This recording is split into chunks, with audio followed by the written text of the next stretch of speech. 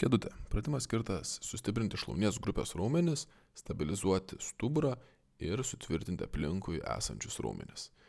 Taigi, ateiname prie sienos, atsukame nugarą, su dubeniu, mintimis, pečiais bei galva prisiglaudžiame prie sienos. Svarbu išlaikyti viso pratimų metu priglaustą nugarą ir tiesią galvą, taip išlaikydami tiesų stuburą. Taigi, atsirėmus su nugarą, truputėlį prieki savęs pastatome kojas ir padarom lengvą pritupimą. Pradžioje pagal galimybės pritupimas neturėtų būti gilus, galima pradėti nuo 120 laipsnių kampo ir pagal galimybę slinkti į apačią.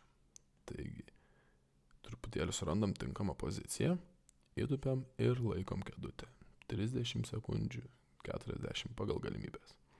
Jeigu jaučiate, kad galite įtupti daugiau, idealiu variantu įtuptumėte iki stataus kampo, tai yra 90 laipsnių ir laikytumėt kėdutę.